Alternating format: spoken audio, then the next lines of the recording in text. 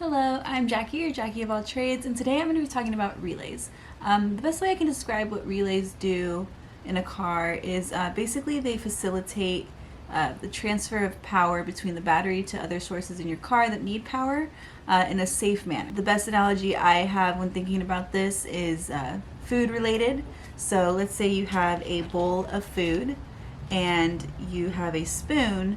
In this analogy, the bowl would be the battery, the food would be the energy or power, and the spoon would be the relay.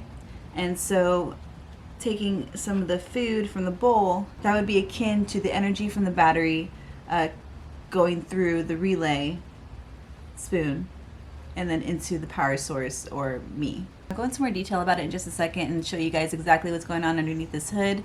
But essentially the basic function of a relay is, with the use of magnetic force, it allows this relay to become an on-off switch, which in turn acts as a stopping point or a continuing point for the flow of energy. This video is to just show you guys the functions of a relay, because it's always good to know what's going on with your car and how everything works, and knowledge is power and you don't want to be powerless. And also I am going to include how to test a relay so that you can really just diagnose this very minor problem on your own if it does indeed happen to be the relay.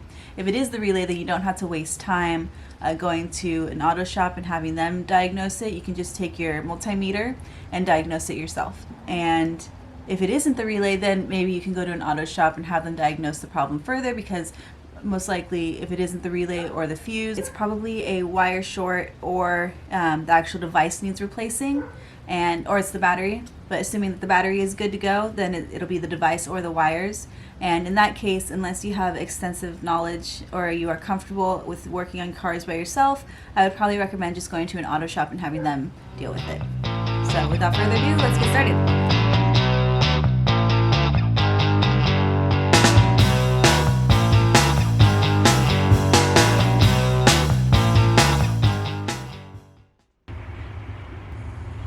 Alright, let's go over the components of a relay. So this is a 4-pin relay.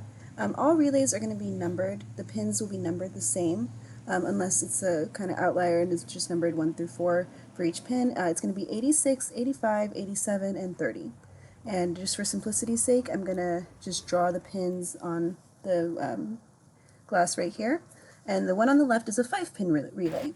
And they're basically the same, except that the 5-pin relay has a designated spot for the switch when it's in the off position that can be seen by the person, whereas the 4-pin relay, you don't actually have a designated pin that can be tested for the switch.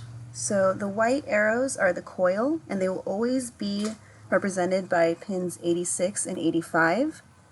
And then 87 is the out power, the power that goes out of the relay onto its destination source, and 30 is the power in source, so the 12-volt power that supplies power to the relay. So I'm just going to go over a brief description of how the relay functions. So here I have a representation of just like a battery, positive, negative side, and then I've got the relays. I'm going to do this for specifically a 4-pin relay, although the 5-pin relays are almost exactly the same. And by the way, that little ground symbol is not representing the pink line. It's supposed to represent number 85, the pin number 85. So you have your coil, and on top of the coil or below the coil in an actual relay, you have a little plate that sits right there, and then there's a gap, and then there's going to be a switch that is basically pin number 30, and then another, the opposite end of the switch on number 87, so when the circuit is completed, the power can go out of pin 87 after pin 30 is connected to pin 87 by way of the switch.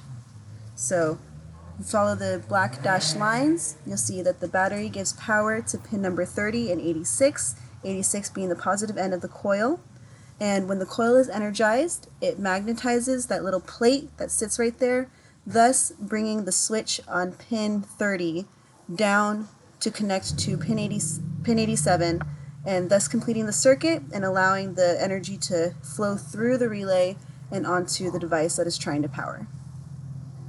And here you can see just an actual, just like you can see how it actually looks like in the relay.